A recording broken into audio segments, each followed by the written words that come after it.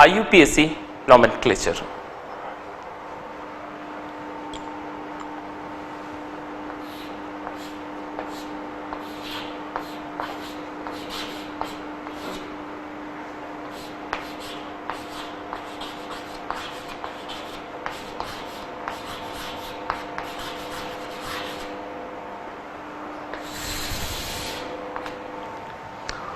जैसा हमने बात की IUPAC नॉमेनक्लेचर की, अभी तक मैंने आपको समझाया कि IUPAC नॉमेनक्लेचर में हम बात करते हैं हाइड्रोकार्बन्स का IUPAC नॉमेनक्लेचर। हाइड्रोकार्बन्स के अंदर हम लोगों ने बात की एल्केन, एल्कीन और एल्काइन का नॉमेनक्लेचर, यानी कि मल्टीपल बॉन्ड का IUPAC नॉमेनक्लेचर। हम लोगों ने कॉमन और ट्राइबल नाम के बारे में बात की। मैंने आपको कॉमन और ट्राइबल नेम बताया, जैसे मैंने आपको कल बहुत सारे एग्जाम्पल दिए थे, जैसे कि यूरिया। तो यूरिया आया कहां से? यूरिया कहां से आया था? यूरिया आया था ह्यूमन यूरिन के नाम से यूरिया आया, मानव यूरिन। उसके बाद में यूरिया के बाद हमारे पास एक और बिल्कुल फॉर्मिक एसिड। फॉर्मिक एसिड आपको पता है फॉर्मिक एसिड की प्रॉपर्टी क्या है? फॉर्मिक एसिड की प्रॉपर्टी होती है एकदम बिल्कुल रेडनेस, बर्निंग सेंसेशन, है ना, और स्वेलिंग। ये सब कब होता है? जब एक चींटी काटती है। अगर मान लो आपको कहीं चींटी काट ले, है ना, और अगर कहीं चींटी काट ले तो चींटी के लाल चींटी, खासकर लाल चींटी के काटने से क्या होता है? लाल चींटी के काटने से आप देखते हैं कि वो जगह लाल हो जाती है, उस जगह पे आपको जो है स्वेलिंग आ जाती है, और उस जगह पे आप देखते हैं कि वहां पे बहुत ज्यादा इचिंग होती है। तो यही चीज फॉर्मिक एसिड के साथ भी है। तो यानी रेड आंट का जो नाम है वो है फॉर्मिकस एंट, और उसी के नाम से हमने क्या बनाया? Formic acid. ऐसे बहुत सारे कॉमन नेम है। जैसे एक और चीज बहुत अच्छी बात बताऊं आपको, वुड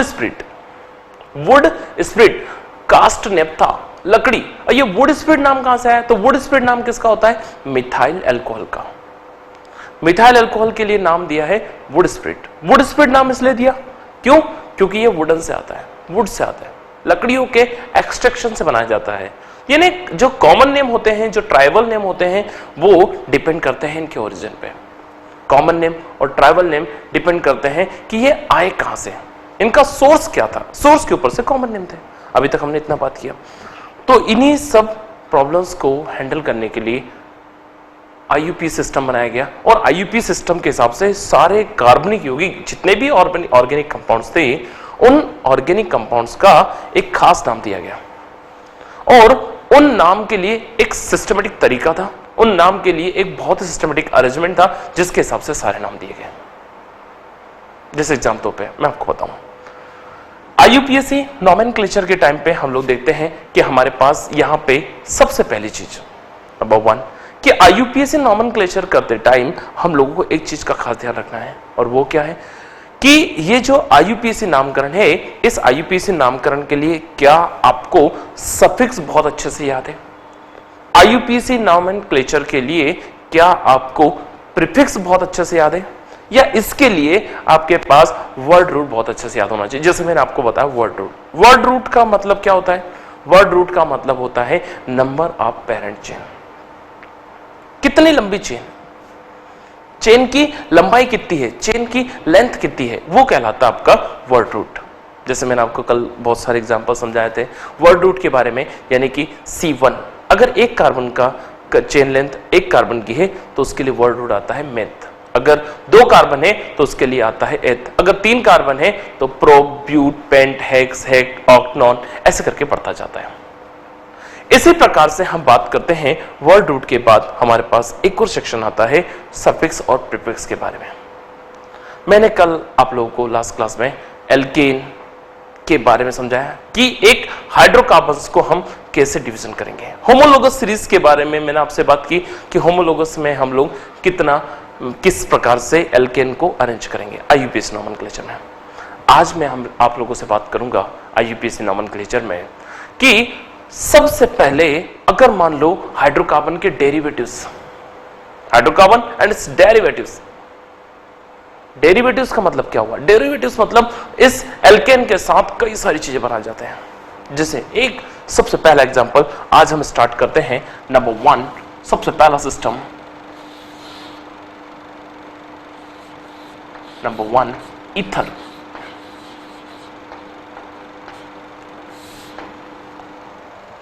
सबसे पहला सेक्शन है ईथर, जैसा कि आपको नाम समझ में आ रहा है ईथर। इसकी ट्रिक बताऊं, देखो ध्यान से, ईथर का नाम क्या होगा? ROR,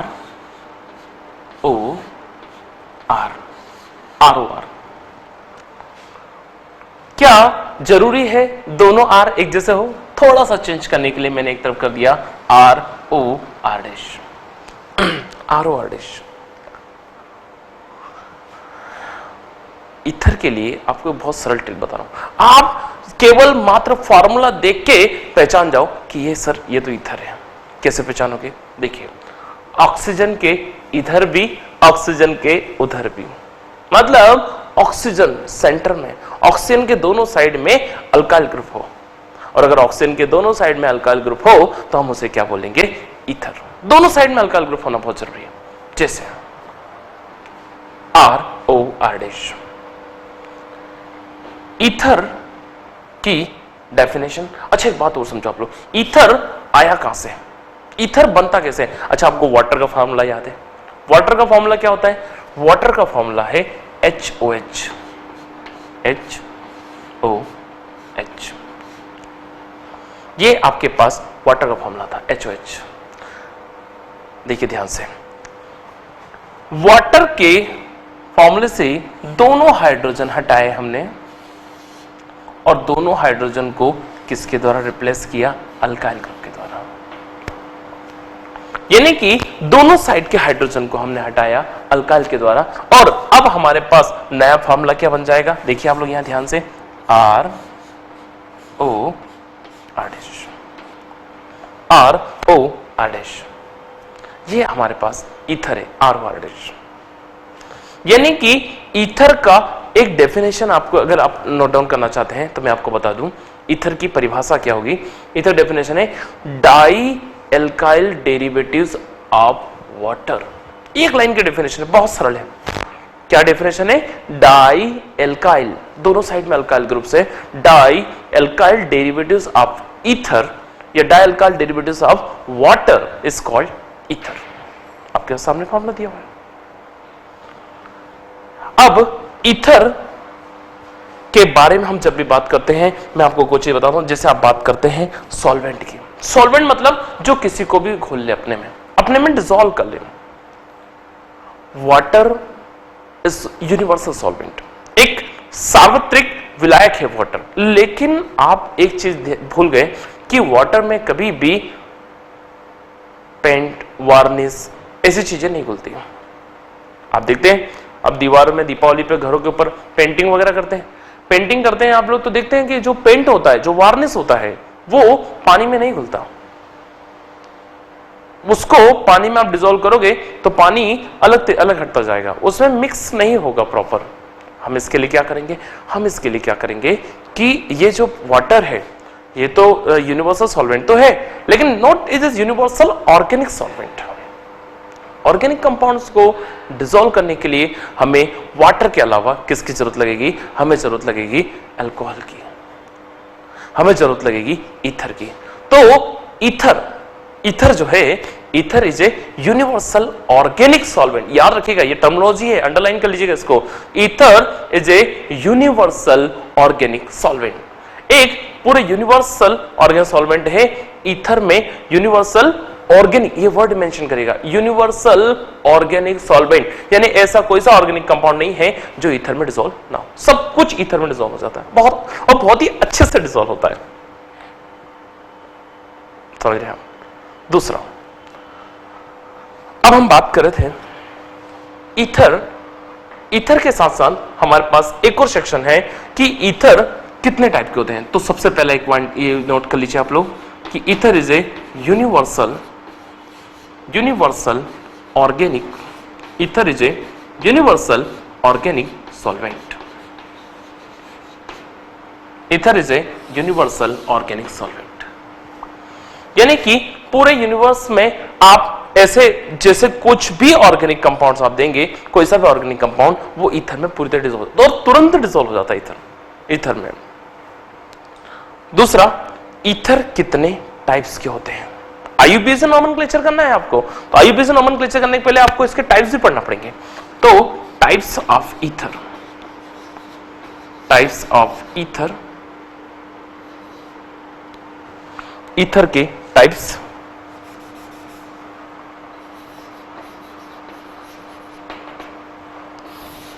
देखिए, ईथर के दो टाइप्स होते हैं। नंबर 1, पहला, सबसे पहला है सिमेट्रिकल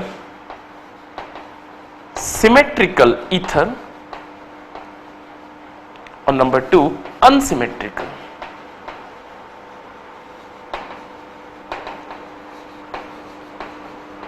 नंबर 1 सिमेट्रिकल ईथर और नंबर 2 अनसिमेट्रिकल। देखो नाम समझ में आ रहा है। सिमेट्री मतलब क्या? सिमेट्री मतलब समान, हिंदी में इसको बोलते हैं सममित और असममित ईथर। समान, क्या समान? Alkyl group. यानी कि सिमेट्रिकल के लिए कंडीशन क्या रहेगी? Symmetric condition R O R dash और R जो है R equals to R dash. Symmetrical की मेन कंडीशन क्या रहेगी कि R O R डैश और R जो है वो R डैश के बिल्कुल इक्वल होगा, बिल्कुल बराबर रहेंगे, यानी कि दोनों तरफ के अल्काइल ग्रुप बिल्कुल इक्वल है। लेकिन अगर हम बात करेंगे अनसिमेट्रिकल ईथर का, तो अनसिमेट्रिकल ईथर के लिए हमारे पास क्या रहेगा? R O R dash, R O R dash. और इस केस में यहां पे क्या होगा कि दोनों अल्काइल ग्रुप एक दूसरे के बराबर नहीं है, बिल्कुल बराबर नहीं है। R O R dash, R equals to R dash, और यहां पे क्या है? R O R डैश, लेकिन R is not equals to R dash, असम्मित है, असमान है। एक तरफ छोटा अल्काइल ग्रुप है, एक तरफ बड़ा अल्काइल ग्रुप है। छोटा बड़ा अल्काइल ग्रुप मतलब क्या? नंबर ऑफ कार्बन, कार्बन की संख्या, कि दोनों तरफ कार्बन कितने कितने अटैच हुए हैं, यहां हम देख रहे हैं।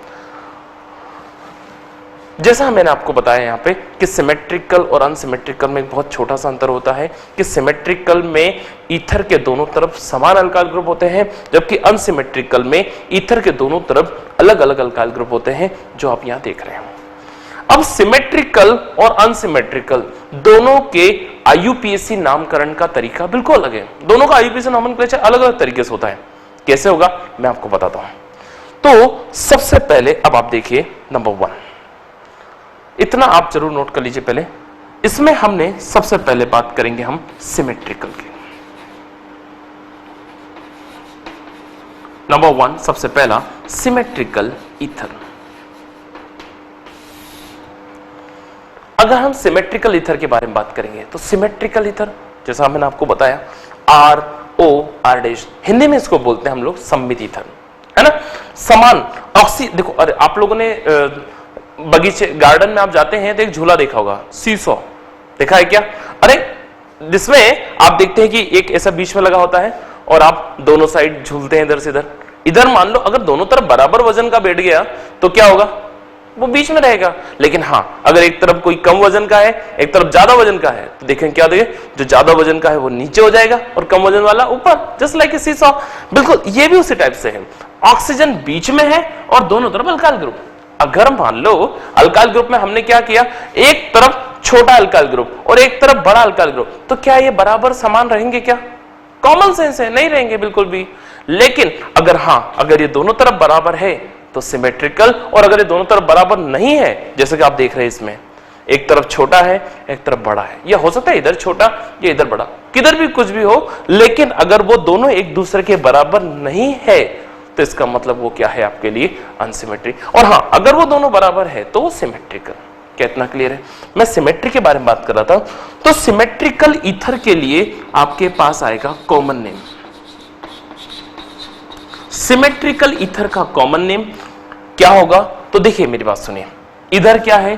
अल्काइल, इधर भी क्या है? अल्काइल। दोनों अल्काइल एक दूसरे के बिल्कुल बराबर, अल्काइल अल्काइल दोनों एक जैसे। तो क्या दो बार हम अल्काइल अल्काइल लिखेंगे? क्या नहीं, दोनों एक जैसे, इसलिए हम दोनों के लिए कॉमन वर्ड लिखेंगे जिसका क्या नाम रहेगा? डाई। यानी शुरुआत कहां से करेंगे हम, डाई, डाई मतलब दो, और दो क्या है इसमें, अल्काइल ग्रुप, यानी पूरा नाम क्या हो जाएगा, डाई अल्काइल। और किसके बारे में बात कर रहे हो आप, ईथर के बारे में, यानी इसका पूरा नाम क्या हो जाएगा, डाई अल्काइल ईथर। ये कॉमन नेम है, साधारण नाम है इसका। लेकिन अगर आप इसका आईयूपीएसी नाम देखना चाहेंगे तो देखिए आप लोग ध्यान से, यहां पे इसका आईयूपीएसी नाम क्या हो जाएगा, देखिए सुनिए मेरी बात, आईयूपीएसी नाम क्या हो जाएगा, आईयूपीएसी नाम ईथर के लिए होता है एल्कोक्सी। बहुत ध्यान सुनिएगा मेरा, ईथर का आईयूपीएसी नाम जो है वो होता है एल्कोक्सी एल्केन। एल्कोक्सी, ये वर्ड याद रखिएगा आप लोग, एल्क मतलब अल्काइल, और ऑक्सी, देखो नाम समझ में आ रहा है, ऑक्सी मतलब ऑक्सीजन। एक अल्काइल के साथ अगर ऑक्सी लगा है तो उसे हम क्या बोलेंगे, एल्कोक्सी। अल्काइल के साथ ऑक्सीजन लगा है, एल्कोक्सी। और आप देख रहे हैं कि उसके पीछे साइड में एक और ये भी क्या लगा है, एल्केन। इधर अल्काइल के साथ ऑक्सी तो एल्कोक्सी, और इधर एल्केन, यानी पूरा नाम क्या बन गया, एल्कोक्सी एल्केन। अब आप यहां ईथर के साथ, यानी ईथर का नाम क्या हो जाएगा, बिल्कुल वही नाम है, तो ईथर का आईयूपीएसी नाम क्या रहेगा, एल्कोक्सी एल्केन। एल्कोक्सी एल्केन, यानी कि RO आरडीश, इसमें एक ऑक्सीजन को हमने इसकी तरफ घुमा दिया, ऑक्सीजन को हमने एक अल्काइल के साथ मिलाया, इसलिए ये क्या बन गया आपका, एल्कोक्सी। तो देखिए अगर R के साथ O आ जाए, अल्काइल के साथ अगर O ग्रुप आ जाए तो हम उसे क्या बोलेंगे, एल्कोक्सी। और उसके साथ देखो हमारे पास 2 R थे, 2 R में से एक ऑक्सीजन के साथ R दे दिया, यानी वो क्या बन गया, एल्कोक्सी। और दूसरा इस साइड पे R डैश है, यानी इसका नाम क्या होगा, एल्केन। यानी आप देख रहे हैं कि जब भी हम किसी ईथर का नामकरण करते हैं, किसी भी ईथर का नॉमेनक्लेचर करते हैं, तो हमारे पास क्या होता है, एल्कोक्सी एल्केन। ये पूरा कंप्लीट वर्ड हो जाएगा, ईथर के साथ एल्कोक्सी एल्केन, है ना। ये आपके पास सिमेट्रिकल ईथर के लिए कुछ कॉमन नेम, जैसे di alkyl ether, IUPAC name alkoxy alkane, और उसके लिए आपके पास सिंबल है, इसको जरा नोट कर लीजिए आप लोग।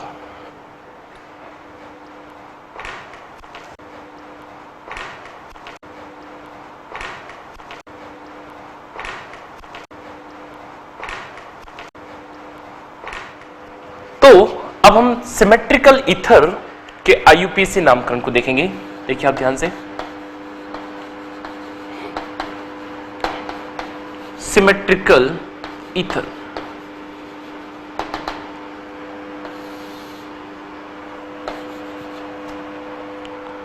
सिमेट्रिकल ईथर के लिए हमारे पास एक बाउंडेशन है, जैसा मैंने आपको ये बताया, RO R डैश, और इसके लिए क्या होगा, R equals to R dash. दोनों R एक तरफ बिल्कुल बराबर है एक दूसरे के, है ना। और इसमें हमने एक और चीज क्या देखी कि अगर मान लो हम इसका कॉमन नेम और आईयूपीएसी नाम लिखते हैं, तो कुछ एग्जांपल्स देता हूं मैं आपको, जैसे कि CH3O CH3, CH3O CH3। आप देख रहे हैं ऑक्सीजन बीच में है और दोनों तरफ बिल्कुल बराबर अल्काइल ग्रुप है, इधर भी CH3 इधर भी CH3, बीच में O। इसका कॉमन नेम क्या होगा, और इसका आईयूपीएसी नाम क्या होगा, मैं दोनों आपको लिख पा रहा हूं, कॉमन और आईयूपीएसी। सबसे पहला देखिए नंबर 1, जैसे CH3O CH3, कॉमन नेम, ये भी मिथाइल ये भी मिथाइल, दोनों मिथाइल है, 2 बार है, इसलिए इसका नाम क्या हो जाएगा, di methyl, di methyl ether. यानी सबसे पहले वाले का नाम क्या हो जाएगा, डाई मिथाइल ईथर। दोनों तरफ मिथाइल थे इसलिए इसका नाम होगा डाई मिथाइल ईथर। अगर इसी का आईयूपीएसी नाम देखते हम, ध्यान सुनिए, आईयूपीएसी नाम देखते तो हम एक ऑक्सीजन को उसकी तरफ घुमाते, मिथ के साथ ऑक्सी, यानी इसका पूरा नाम क्या हो जाएगा, मिथॉक्सी मिथॉक्सी, और एक कार्बन है इसलिए मिथॉक्सी मीथेन। Methoxy methane. अगर मैंने एक और एग्जांपल लिया जैसे कि C2H5O C2H5, अगर मान लो ये एग्जांपल आपका C2H5O C2H5, यानी इसका मतलब क्या हो गया, di ethyl ether, di ethyl ether. और इसका आईयूपीएसी देखो, आप ऑक्सीजन को किधर भी घुमा सकते हैं आप। सपोज मान लो ऑक्सीजन को आपने इधर घुमाया इसके साथ, तो क्या नाम हो जाएगा इसका, इथॉक्सी इथेन। Ethoxy ethane. क्यों? दोनों तरफ ऑक्सीजन के अल्काइल ग्रुप बराबर है, यानी कि आप दोनों में से किधर की तरफ भी, किसी साइड भी आप अल्काइल ग्रुप को घुमा सकते हैं, या तो उस साइड पे या इस साइड पे, किधर भी आप उसको मैनेज कर सकते हैं। अगर मैं तीसरा एग्जांपल दूं, एग्जांपल नंबर 3, देखिए आप ध्यान से। एग्जांपल नंबर 3 है आपके पास, मान लो सपोज C3H7O C3H7। आप देख रहे हैं कि यहां पे दोनों साइड में हमने क्या लिखा है, प्रोपाइल ग्रुप लिखा हुआ है, या दोनों साइड आपके पास प्रोपाइल है और सेंटर में ऑक्सीजन है, इसलिए इसका नाम क्या हो जाएगा, डाई प्रोपाइल ईथर। इसका नाम हो जाएगा डाई प्रोपाइल ईथर। और आप देखिए ध्यान से कि इसमें भी दोनों तरफ बराबर ऑक्सीजन है, किधर भी हम इसको घुमा सकते हैं ऑक्सीजन को, यानी कि जिस तरफ घुमाया उसको हम बोलेंगे प्रोपॉक्सी, इसको हम बोलेंगे प्रोपॉक्सी, और रिमेनिंग जो बचा हुआ है इसको हम बोलेंगे प्रोपेन, यानी ये पूरा हो जाएगा प्रोपॉक्सी propane. Then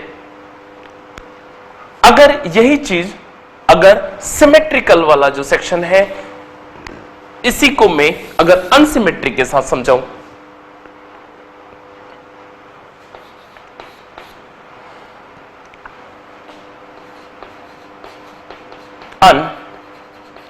unsymmetrical ether. Unsymmetrical ether का मतलब क्या है कि R not equals to R dash, RO R dash, और इसमें R जो है वो R डैश के इक्वल नहीं है, दोनों अलग अलग है। अनसिमेट्रिकल के लिए एक आपको ट्रिक बता रहा हूं जो आपको याद रखनी है, ये आपके लिए बहुत फायदेमंद है।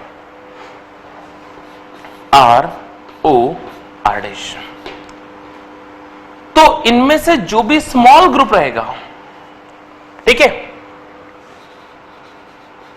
Small alkyl group, small alkyl group is called alkoxy.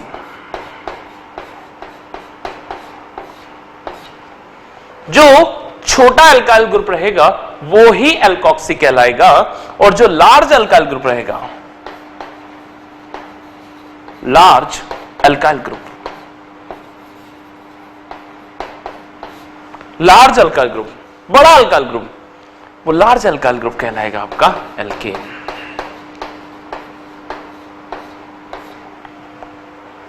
ठीक है, यानी कि आप इसमें देख रहे हैं कि जो छोटा ग्रुप रहेगा, स्मॉल अल्काइल ग्रुप, वही आपका कहलाएगा एल्कोक्सी, और जो बड़ा ग्रुप होगा, जो लार्ज अल्काइल ग्रुप रहेगा, वो आपका हो जाएगा एल्केन। अच्छा, ये आपको राइट साइड भी हो सकता है या लेफ्ट साइड, किसी भी साइड हो आपको, उससे फर्क नहीं पड़ता।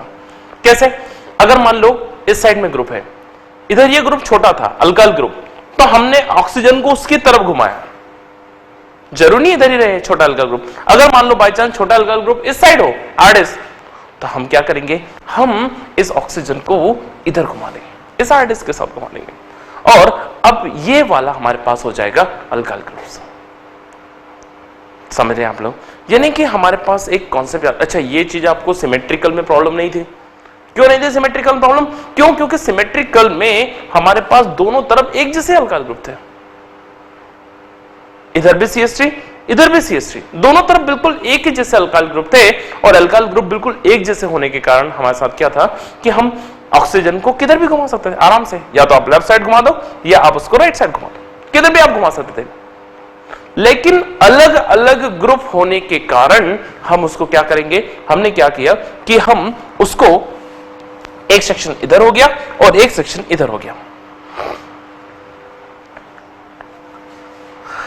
इसका कॉमन नेम भी अलग होगा, यहां पे इसका कॉमन नेम भी अलग था और यहां पे इनका कॉमन नेम भी अलग है और IUPAC नाम तो इधर भी अल्कोक्सी अल्केन था और IUPAC नेम इसका अनसिमेट्रिकल ईथर का भी क्या है, अल्कोक्सी अल्केन। लेकिन दोनों में डिफरेंस क्या आ रहा है, दोनों में छोटा सा डिफरेंस है और वो ये है कि वो जो अल्कोक्सी अल्केन है, अल्कोक्सी अल्केन,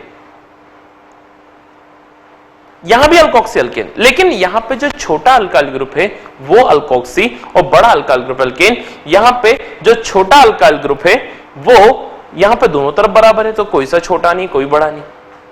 यहां कॉमन नेम दोनों तरफ बिल्कुल बराबर अल्काइल ग्रुप थे, इसलिए डाई अल्काइल ईथर। लेकिन यहां पे इस जगह पे क्या हो रहा है, इस जगह पे दोनों तरफ अल्काइल ग्रुप बिल्कुल एक दूसरे से अलग अलग है। जब अल्काइल ग्रुप दोनों एक दूसरे से अलग अलग, अल्काइल ग्रुप बिल्कुल एकदम जैसे सेपरेट है, पूरा अलग अलग है, तो क्या होगा, अल्काइल ग्रुप अलग होने के कारण हमारे साथ क्या प्रॉब्लम आएगी कि अल्काइल ग्रुप अलग है इसलिए इसका common name,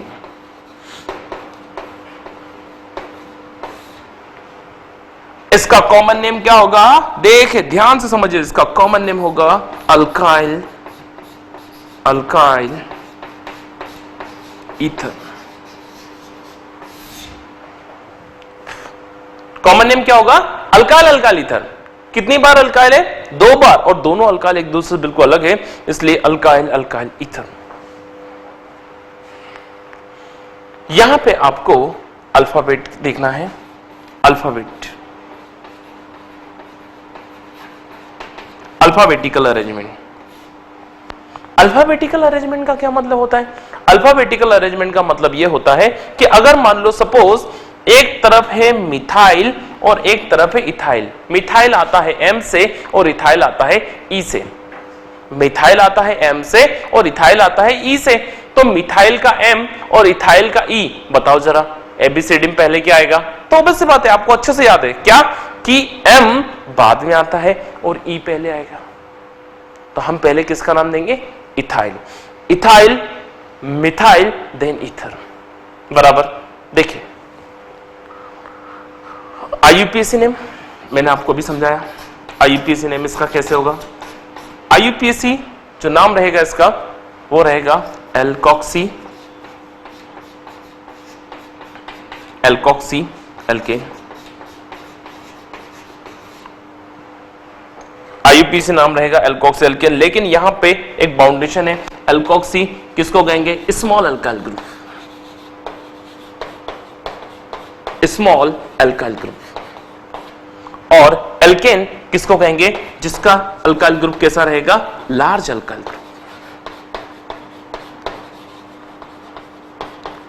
large alkyl group. यानी कि आप अगर देख रहे हैं कि ईथर के बारे में, यहां पे ऐसा कुछ नहीं था, यहां पे इसका कॉमन नेम बिल्कुल नॉर्मल था।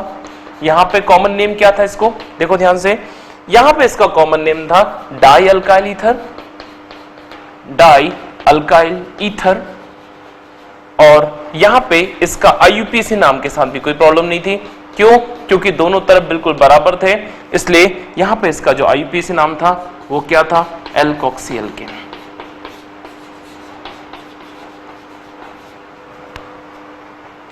यानी कि आप दोनों सेक्शन में डिफरेंस देख रहे हैं, सिमेट्रिकल और उस साइड में अनसिमेट्रिकल ईथर। सिमेट्रिकल ईथर में क्या है, सिमेट्रिकल ईथर में ROR' दोनों बराबर है, इसका common name di alkyl ether और इसका IUPAC नेम एल्कोक्सी अल्केन।